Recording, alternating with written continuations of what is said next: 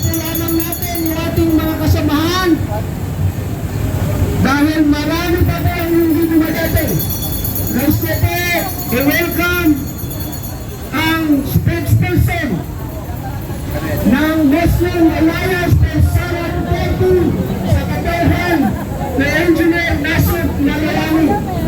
Marami pang organisasyon ang nagbuklit-buklit nagsama-sama upang magpakita ng suporta para kay Senator Robin Padilla.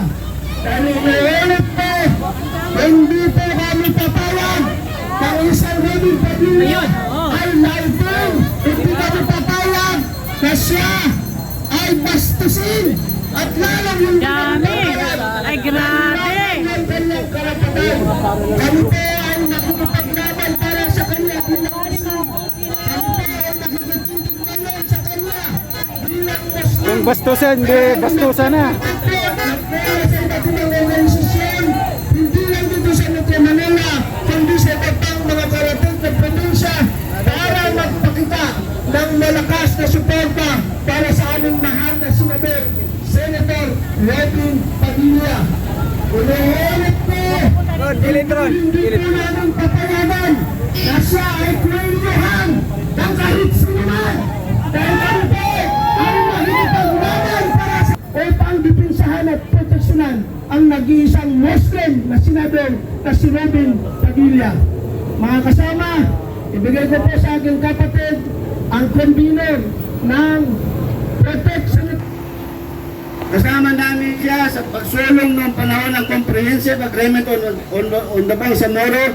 Kasama din po namin siya sa Framework Agreement on the Bangsamoro hanggang sa Bangsamoro Organic Law, hanggang sa ngayon yung Bangsamoro Autonomous Region in Muslim Mindanao.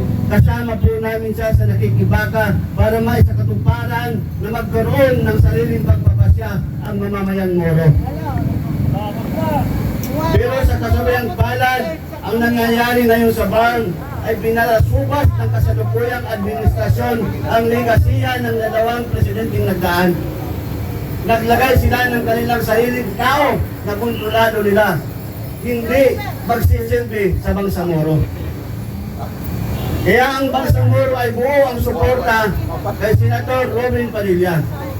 Dahil kahit hanggang ngayon ay senador na siya, andun pa rin ang kanyang concern sa BARM. Pangalawa, si Senator Padilla ay kasama rin namin sa nagsusulong ng karapatan at kapakanan ng mga katutubo sa Mindanao at hindi lang sa Mindanao at sa buong bansa. Dahil pinoprotektahan, pinagtatanggol niya ang mga katutubo, ang isyu ng mga katutubo na mayroong pang-aapi sa kanila, katutubo na nakakaranas ng diskriminasyon, mga katutubo na nilalakaw ang kanilang mga lupain. Malakas ang boses ng ating Senador Robin Padilla na ipagtanggol ang karapatan, kapakanan ng mamamayang katutubo. At hindi lang mamamayang Bangsamoro at mga katutubo ang kanyang pinagtatanggol. Kasama ang tayong mga ordinaryong Pilipino.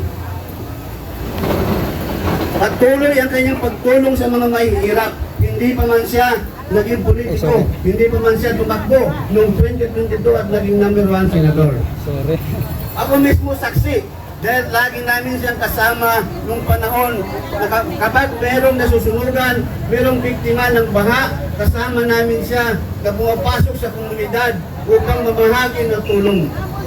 Kasama namin siya madalas ng panahon na may pagpupulong para sa Bangsamoro at bigla na lang may lalapit sa kanya na hihingi ng tulong at hindi siya nagdadala o isip para tulungan ito.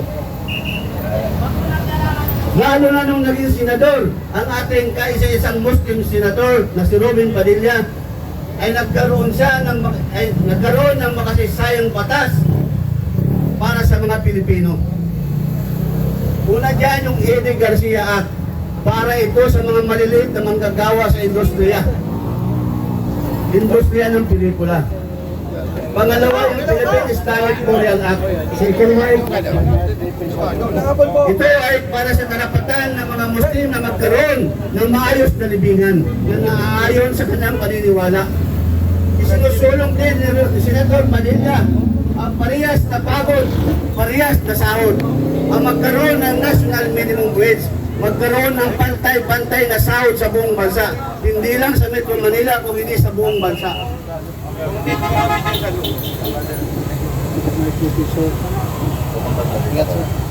Isa rin sa Senator Padilla sa nagsusulong na may sa batas ang anti-racial discrimination. Magkaroon ng anti-racial discrimination na batas para maging krimen ang pag-discriminate sa mga maliliit na mga mamamayan. Safety nyo, sir. Kaya ang Moro community sa buong bansa ay buo ang suporta at handa ipagtanggol ang kasama namin, si Senator Robin Padilla. Handa ang mga katutubo, ang mamayang Moro at mga ordinaryong Pilipino para sa ipagtanggol. Yun lang po, salamat. Assalamualaikum warahmatullahi ta'ala wabarakatuh. Takbir! Nais ko tawagin ang spokesperson ng Muslim Alliance for Sara Duterte sa katauhan, the Engineer Nasib Malawani. Assalamualaikum warahmatullahi wabarakatuh. Magandang hapon po sa mga non-Muslim na nandito. Itong pagpunta namin dito ay parang kung ito nung nagsalita ako sa nung pumunta kami ng gabi. Ito ay upang ipagama at patunayan na yung mga sinabi natin na huwag nilang kantihin si Senator Robin Padilla. Kasi may mga kapatid siyang Muslim. Kaya alam naman natin yung magiting nating senador ay hindi po yan kumakampi sa mali. At hindi lang Muslim ang tinutulungan pag sa tama. Kahit mga non-Muslim, makikita nyo naman, balansi siya. Mahal niya yung mga Christian, mahal din niya yung mga Muslim. Kaya po kami, hindi po kami nagkamali na sinuportahan namin noong 2022 election, national election, dahil naipanalo natin siya bilang number 1 na senador. At siya po ay hindi na natuloy, hindi lang sa kamusliman, kahit sa mga lugar ng mga Christian, siya po ay nakikita natin sa telebisyon na yung tulong niya ay talagang pinapaabot niya. Kaya masama lang ang loob namin na may nagsabi na pwede siyang kuiluhan. Hindi po kami papayag na may kumuli sa kanya kasi nandito yung mga kapatid niyang Muslim. Karamihan po dito, yung mga kapatid natin balik Islam, galing pa yan ng Saudi Arabia para ipakita yung suporta natin sa mahal nating Senator Robin Abdulaziz Padilla.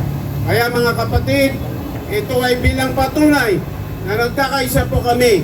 In fact, next week pupunta kami ng Lanao para i-launch din namin yung Protect Senator Robin Abdulaziz Padilla. Hindi ka po nag-iisa. Kung nakikinig man yung kapatid namin, hindi ka po nag-iisa. Mauna muna yung dugo namin kaysa iyo. Maraming salamat. Marami pa pong leader na gustong magsalita dito. Assalamualaikum warahmatullahi wabarakatuh. Ay, Ma'am Karin. Ang susunod na magsalita ay galing po sa community ng Basayco, galing sa sektor ng mga kababaihan, si Kagi Sharifa Mastura. Takbir! Allahu Akbar! Allahu Akbar! Allahu Akbar! Allahu Akbar! Huling! Papa ko dito! Sabi ko! Rizal! Tanggalin si Galvez na sumisira sa ban! Ngayon natanggal na! Huwag niyo hintayin! Kayo na ba naging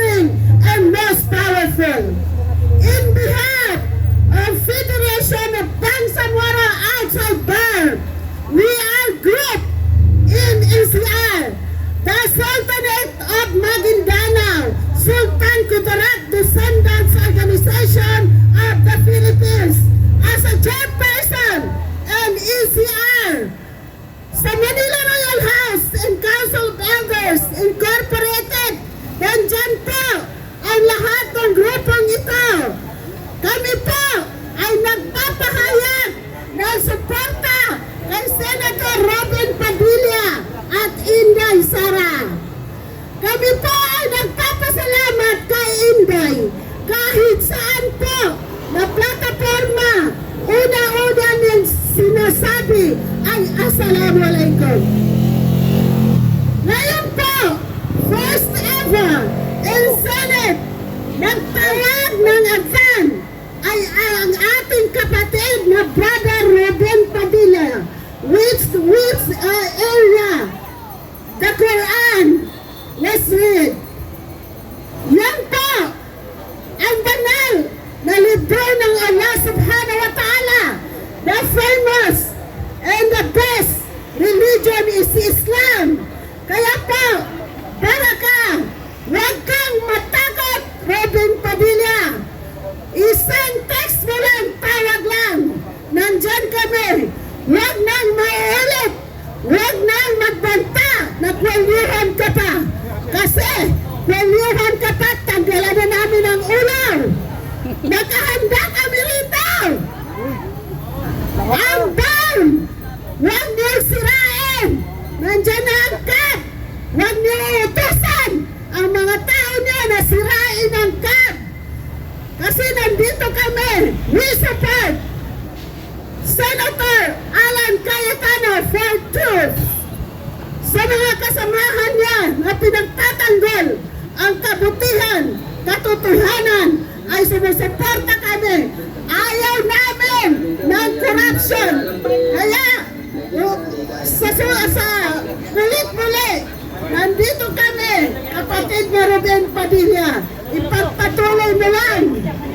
Live in Islam, die in Islam. Diyan ka po, hindi maliligaw. Wassalamualaikum, and thank you also for my